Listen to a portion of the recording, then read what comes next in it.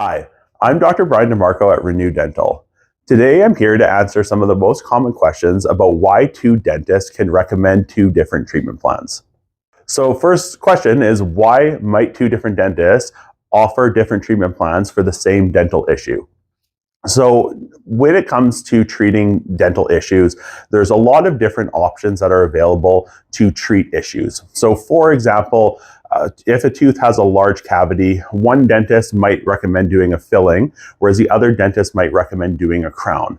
This sometimes can come down to different philosophies of that dentist and what they're trying to achieve for that patient. So for example, with the filling, that decision might be based solely on the amount of money that the patient can afford, but that might not be the best long-term option for the tooth because that filling is likely to fall out. Whereas if we were doing a crown, we're solving that issue in a more permanent way where that treatment is going to last a lot longer time.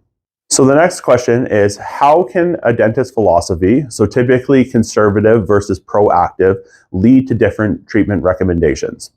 So when we look at the two general philosophies for treating dental issues, first looking at the conservative or more of the reactive approach, that typically means that you have a dentist that is going to wait until issues get larger, the patient starts to have pain, and when they have pain, that's when they decide to do treatment on the tooth.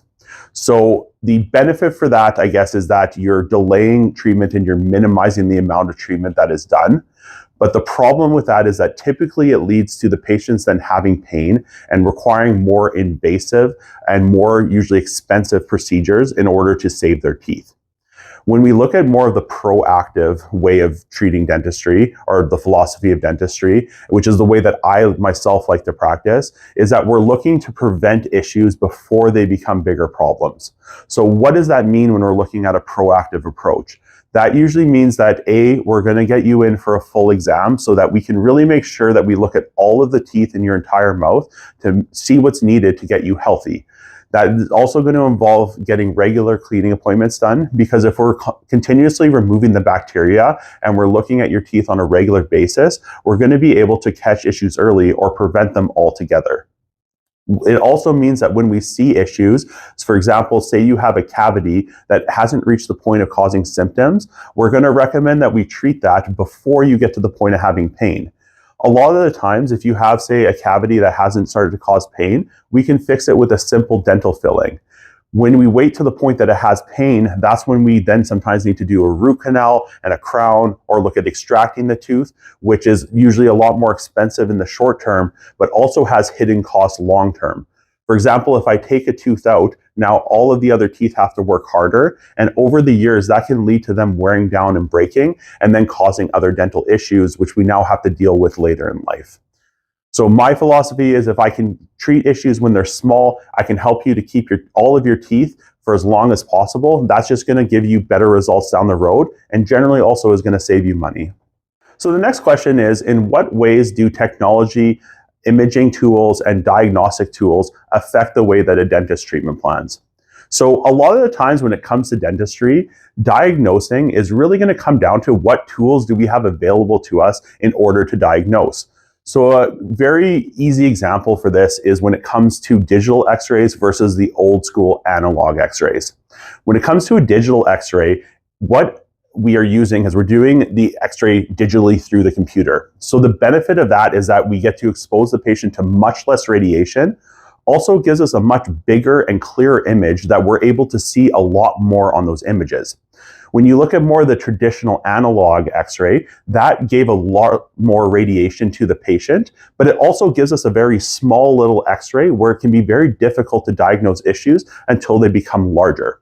So by having the tools of digital x-rays in this case, it allows the dentist to see problems much earlier and then treat them before they become a big problem. The other thing we can look at is, what other kind of tools do we have? So for example, in our office, we do what's called same-day crowns, and we use what's called CEREC technology to do that. So that technology allows us to mill and make a crown all in one day. Benefit of that is it's going to be much easier for the patient to get a crown done versus having to come back multiple times and get that treatment done, which can affect the dentist's decision and treatment planning if they're worried about, oh, can this patient handle multiple appointments or come in multiple times? Part of the problem with that is then if they're worried about that, they might be compromising on the actual care that gets the tooth healthy. Whereas if we have good technology and we can do the proper treatment and make sure that tooth lasts, it's going to be much easier for the patient. So the next thing I'm going to answer is, how does the patient's long-term oral health goals affect the treatment that a dentist is going to offer? So when it comes to a patient's oral health goals, we see a large range of patients, some who prefer that more reactive method, some who prefer the more proactive method. When it comes to recommending treatment for myself, I'm always going to recommend the proactive treatment, because I've just seen time after time with patients that it leads to a much better result and a much healthier mouth, which is the main reason why, in my opinion, you're coming to the dentist and what I want to help achieve for every patient. When looking at other dentists, there might be scenarios where they recommend more reactive treatment, because it can be a difficult conversation with a patient if they're very concerned about the amount of money, or they're very driven by the amount of insurance coverage that they have, and they might not be willing to have that more difficult conversation about this is what you actually need for your health, and they might just relegate to going towards what is covered by insurance. Again, I hope with most dentists that this is not the case, and it's not the case for us in our office, but there are some people out there who decide to treatment plan this way, and that can affect their decision making.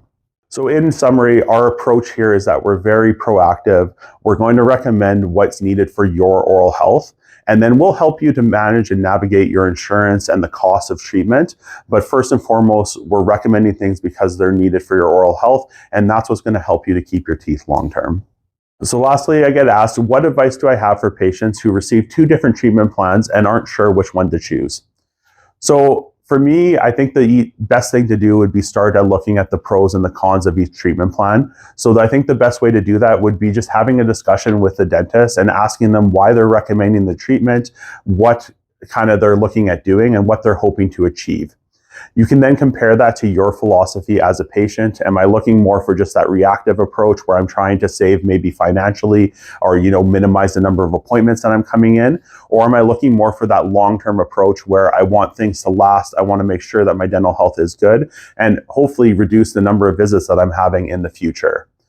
You can also talk to the dentist about what other options are available, how maybe they can adjust that treatment plan so that it works best for you. And then from there, I would look at making a decision of what you think is going to be in your best interest long term. We're always here and happy to answer and see patients for consults and discuss questions. At the end of the day, I want you to be comfortable with what you're getting done as a patient. That's the number one priority for me, and that we're helping you to achieve your goals long term. So I hope I was able to answer a few of your questions about why treatment plans might differ between 2 different dentists. If you do have any further questions about this, or you are interested in discussing a treatment plan or coming up with a treatment plan for your oral health, please feel free to give us a call at 204-817-6768, and we'd be very happy to help.